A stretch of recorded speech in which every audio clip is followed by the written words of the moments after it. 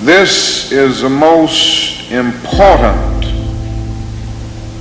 and crucial period of your lives, for what you do now and what you decide now at this age may well determine which way your life shall go. And whenever a building is constructed, you usually have an architect who draws a blueprint. And that blueprint serves as the pattern, as the guide, as the model for those who are to build the building. And a building is not well erected without a good, sound, and solid blueprint. Now, each of you is in the process of building the structure of your lives. And the question is whether you have a proper, a solid, and a sound blueprint. And I want to suggest some of the things that should be in your life's blueprint. Number one in your life's blueprint should be a deep belief in your own dignity, your own worth, and your own somebodyness. Don't allow anybody to make you feel that you are nobody. Always feel that you count. Always feel that you have worth. In your life's blueprint, you must have as a basic principle the determination to achieve excellence in your various fields of endeavor. You're going to be deciding as the days and the years unfold what you will do in life, what your life's work will be. And once you discover what it will be, set out to do it and to do it well. And I say to you, my young friends, that doors are opening to each of you. Doors of opportunity are opening to each of you that were not open to your mothers and to your fathers. And the great challenge facing you is to be ready to enter these doors as they open. Ralph Waldo Emerson, the great essayist, said in a lecture back in 1871 that if a man can write a better book or preach a better sermon or make a better mousetrap than his neighbor, even if he builds his house in the woods, the world will make a beaten path to his door. That hadn't always been true, but it will become increasingly true. And so I would urge you to study hard, to burn the midnight oil. I would say to you, don't drop out of school, and I understand all of the sociological reasons why we often drop out of school. But I urge you, in spite of your economic plight, in spite of the situation that you are forced to live so often with intolerable conditions, stay in school. And when you discover what you're going to be in life, set out to do it as if God Almighty called you at this particular moment in history to do it. And just don't set out to do a good Negro job, but do a good job that anybody could do. Don't set out to be just a good Negro doctor, a good Negro lawyer, a good Negro school teacher, a good Negro preacher, a good Negro barber, a beautician, a good Negro skilled laborer. For if you set out to do that, you have already flunked your matriculation exam for entrance into the University of Integration. Set out to do a good job and do that job so well that the living, the dead, or the unborn couldn't do it any better.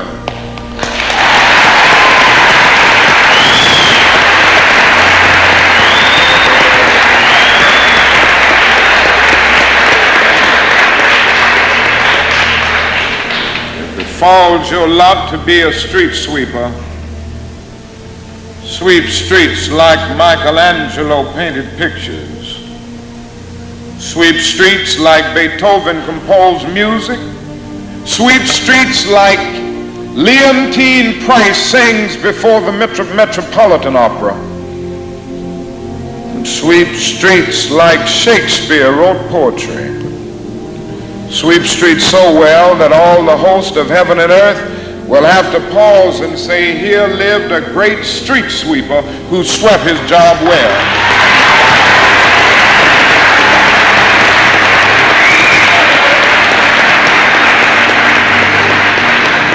If you can't be a pine on the top of the hill, be a scrub in the valley.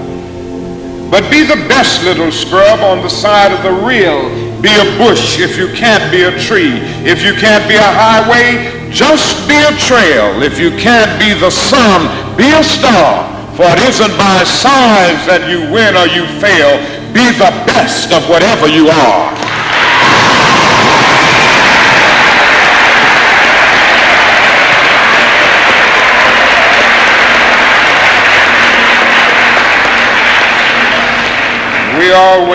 We already have some noble examples of black men and black women who demonstrated to us that human nature cannot be cataloged.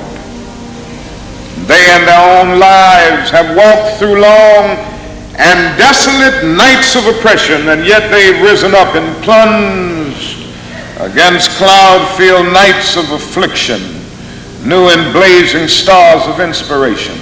And so from an old slave cabin of Virginia's hills, Booker T. Washington rose up to be one of America's great leaders. He lit a torch in Alabama, and darkness fled in that setting. Yes, you should know this because it's in your own city. From a poverty-stricken area of Philadelphia, Pennsylvania, Marian Anderson rose up to be the world's greatest contralto, so that a Toscanini could say that a voice like this comes only once in a century, and Sibelius of Finland could say, my roof is too low for such a voice, from the red hills of Gordon County, Georgia.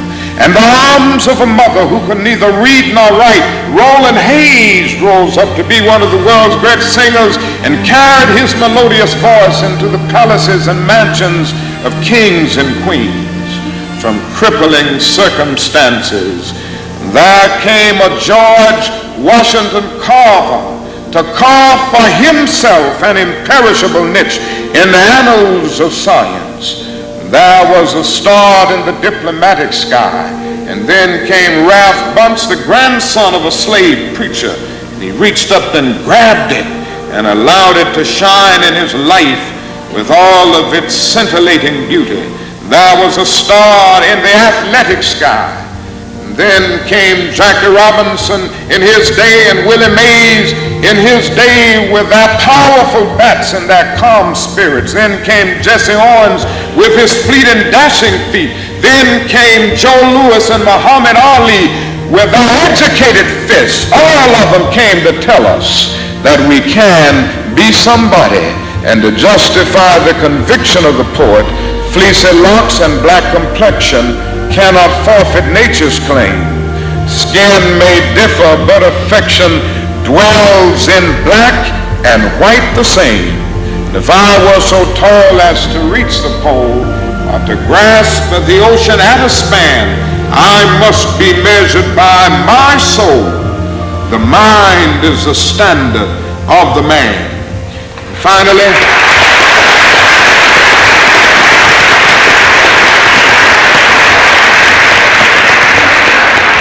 Finally, in your life's blueprint must be a commitment to the eternal principles of beauty, love, and justice. Don't allow anybody to pull you so low as to make you hate them. Don't allow anybody to cause you to lose your self-respect to the point that you do not struggle for justice. However young you are, you have a responsibility to seek to make your nation a better nation in which to live.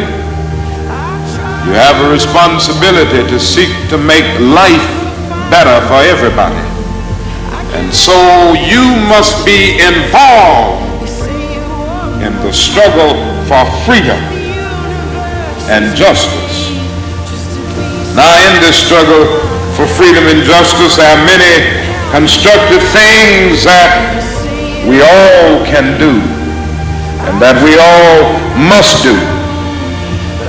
And we must not give ourselves to those things which will not solve our problems. You've heard the word nonviolent and you've heard the word violent. I happen to believe in nonviolence. We struggle with this method with young people and adults alike all over the South, and we have won some significant victories, and we've got to struggle with it all over the North because the problems are as serious in the North as they are in the South. But I believe as we struggle with these problems, we've got to struggle with them with a method that can be militant, but at the same time does not destroy life or property. And so our slogan must not be burn, baby, burn. It must be build, baby, build. Organize, organize.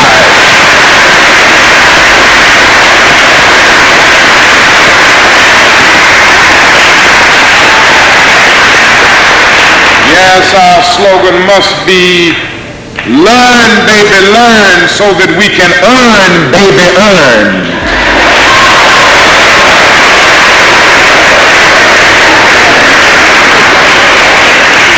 And with a powerful commitment, I believe that we can transform dark yesterdays of injustice into bright tomorrows of justice and humanity.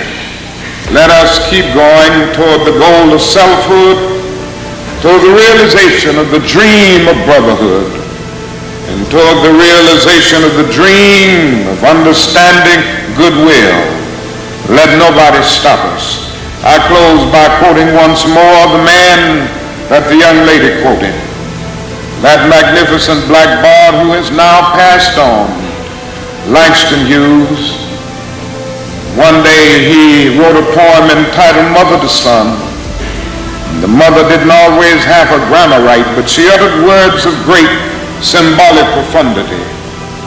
Well, son, I'll tell you, life for me ain't been no crystal stad. It's had tacks in it, boards torn up, places with no carpet on the floor, bare. But all the time, I's been a climbing on and reaching landings and turning corners and sometimes going in the dark where there ain't been no light. So boy, don't you stop now. Don't you sit down on the steps cause you find this kind of hard, but I's still going, boy. I's still climbing. And life for me ain't been no crystal stair. Well, life for none of us has been a crystal stair, but we must keep moving. We must keep going. If you can't fly, run. If you can't run, walk. If you can't walk, crawl, but by all means, keep moving.